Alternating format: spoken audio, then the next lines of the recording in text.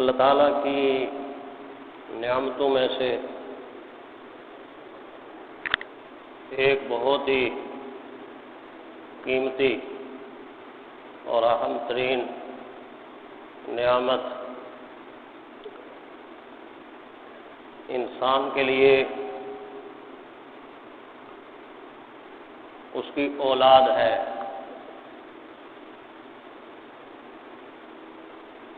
یہ وہ نعمت ہے جس نعمت کو اللہ تعالیٰ نے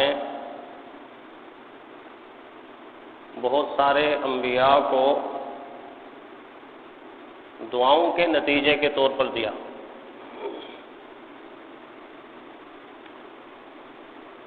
اور اللہ تعالیٰ کا یہ دستور ہے، اللہ کا یہ نظام ہے کہ جتنی نعمتیں بھی انسان کو عطا کرتا ہے ان نعمتوں کے بارے میں قیامت کے دن سوال بھی ہوگا، پوچھا بھی جائے گا۔ لہذا ایک طرف یہ بہت بڑی نعمت ہے،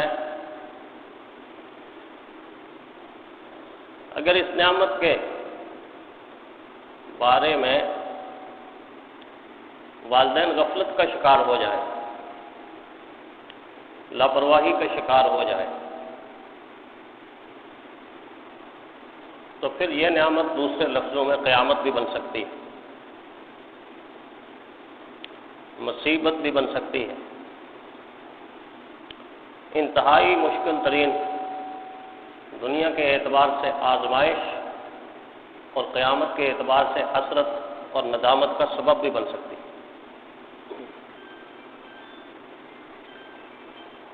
اس لیے قرآن حکیم نے اہل ایمان والدین کو متوجہ کیا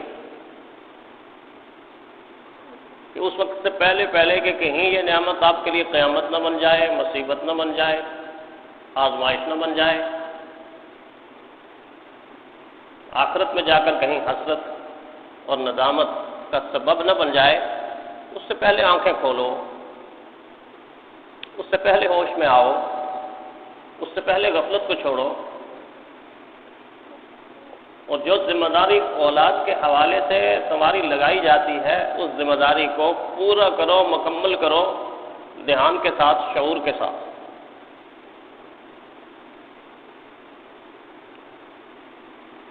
چنانچہ قرآن حکیم نے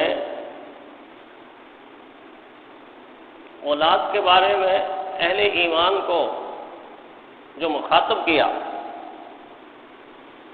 یا ایھا الذین آمنوا قوا انفسکم واہلیکم نارا، اے ایمان والو، سب سے پہلے اپنے آپ کو اور پھر اپنے اہل و عیال کو، اپنی اولاد کو، اپنے بچوں کو، بچیوں کو دوزخ کی آگ سے بچا لو، دوزخ کی آگ سے بچا لو۔ یہ حکم فرمایا، اور پھر اس حکم کو سمجھانے کے لیے قرآن حکیم میں نظیریں، مثالیں دی، کیسے تربیت کرنی ہے۔ قرآن کہتا ہو میں تمہیں بتاؤں ایسے تربیت کرنی، ایسے تربیت کرنی ہے کہ جس طرح اللہ کے محبوب بندے حضرت لقمان اپنی اولاد کی، اپنے بیٹے کی تربیت کر رہے ہیں۔ حضرت لقمان اللہ کے نبی نہیں ہیں، اللہ کے نیک صالح بندے، لیکن اتنے نیک، اتنے صالح کہ اللہ نے قرآن حکیم میں پوری سورت ان کے نام سے نازل فرما، پوری سورت ان کے نام سے نازل فرما دی۔ اس لیے کہ ان کی جو گفتگو قرآن حکیم نے نقل کی ہے، اس گفتگو میں آنے والی نسل انسانی کے لیے، قیامت تک آنے والی انسانیت کے لیے ایسا نمونہ ہے، ایسی مثال ہے کہ اگر کوئی والد اپنی اولاد کے ساتھ یہ رویہ رکھے گا اور اس کا طرز عمل اس تربیت پہ ہوگا تو اس کی اولاد پھر زمانے کا امام بھی بنے گی اور آخرت میں نجات کا سبب بھی بنے گی۔ کیا انداز ہے، کتنا خوبصورت انداز ہے۔ یا بنیہ لفظ سے ظاہر ہوتا ہے کہ اس وقت ان کے بیٹے کوئی بہت بڑی عمر کے نہیں تھے۔ اے میرے بیٹے، چھوٹے بیٹے، یا پھر پیار کی انتہا ہے اس لفظ کے اندر۔ یا بنیہ اقیم الصلاۃ، اقیم الصلاۃ، میرے بیٹے نماز قائم کرو۔ ایک نصیحت پھر فرمایا وَأْمُرْ بِالْمَعْرُوفِ، میرے بیٹے نیکی کا حکم کرو۔ تو نیکی کا حکم تبھی کریں گے کہ نیکی پر چل رہے ہوں گے نا۔ پہلے نیک بنایا، نیکی کی بنیاد نماز سے رکھی۔ وَأْمُرْ بِالْمَعْرُوفِ، میرے بیٹے نیکی کا حکم کیا کرو۔ نیکی کے حکم کرنے کا سب سے بڑا فائدہ یہ ہوتا ہے کہ حکم کرنے والے کو اس نیکی پر عمل نصیب ہو جاتا ہے۔ جس کو حکم کیا جا رہا ہے اس کو عمل کی توفیق ملے نہ ملے، لیکن حکم کرنے والے کو، نیکی پھیلانے والے کو، نیکی کی درخواست کرنے والے کو اس نیکی پر ضرور عمل کی توفیق مل جاتی ہے۔ دوسرا حکم، تیسرا حکم، تربیت کا تیسرا اصول، ونہا عن المنکر، لوگوں کو برائیوں سے روکا کرو، برے کاموں سے روکا کرو۔ چوتھی بات، واصبر علی ما اصابک، زندگی کے معاملے میں اکثر انسان پر مشقتیں آتی ہیں، مشکلیں آتی ہیں، تنگدستی آ جاتی ہے، بیماری آ جاتی ہے، ناخوشگوار ماحول سے انسان کا واسطہ پڑتا ہے۔ فرمایا ایسی باتیں جب آئیں واصبر علی ما اصابک، جو تمہیں مصیبت پہنچے اس پر صبر کیا کر۔ پھر ایک نصیحت فرمائی، یا بنیہ لا تشرک باللہ، اے میرے بیٹے اللہ کی ذات کے ساتھ کسی کو شریک نہ کرنا، کسی کو شریک نہ کرنا۔ ان الشرک لظلم عظیم، دیکھو شرک سب سے بڑا ظلم ہے، سب سے بڑا ظلم اللہ کی ذات کے ساتھ کسی کو شریک کرنا۔ پھر نصیحت فرمائی ولا تصائر خدک للناس، تکبر کے عالم میں منہ کو پھلا پھلا کے اور اکڑ اکڑ کے لوگوں کے ساتھ باتیں مت کرنا۔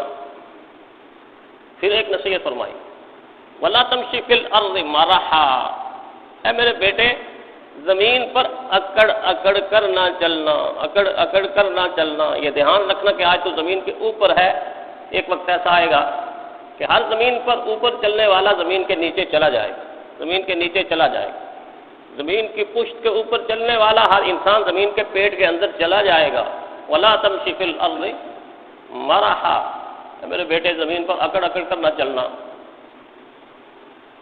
ایک نصیحت پھر فرمائی وغض من صوتک ان انکر الاصوات لصوت الحمیر، میرے بیٹے چیخ چیخ کر اور چلا چلا کر اور شنگاڑ جنگاڑ کر اونچی آواز سے بات نہ کرنا، بلند آواز سے بات نہ کرنا، اپنی آواز کو دھیما رکھنا، پست رکھنا، کیونکہ بلند آواز اور چیخ کر اگر کوئی یہ سمجھتا ہے کہ وہ کوئی کمال والا ہے، اگر یہ کمال ہوتا تو فرمایا ان انکر الاصوات لصوت الحمیر، گدھے کی آواز تو بہت جب وہ نکالتا ہے تو کہاں کہاں تک پہنچ جاتی ہے، لیکن لوگ اس کی آواز سے کراہت محسوس کرتے ہیں، کراہت محسوس کرتے ہیں۔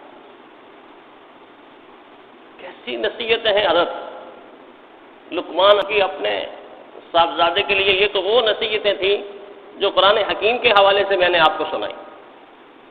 نماز قائم کر، نیکی کا حکم کر، برائی سے لوگوں کو منع کر، مصائب میں صبر کر، اپنی آواز کو پست رکھ، زمین کے اوپر اکڑ کر نہ چل، اپنے منہ کو پھلا پھلا کے باتیں نہ کر۔ کیا تعلیم، کتنی بہترین تعلیم ہے، کتنی اعلیٰ تربیت۔ پھر فرمایا کہ اے میرے بیٹے علماء حکماء کی مجلس میں کثرت سے بیٹھنا۔ فائدہ کیا ہوگا؟ فرمایا اللہ تعالیٰ آپ کے دل کو حکمت کے نور سے زندہ کر دے گا۔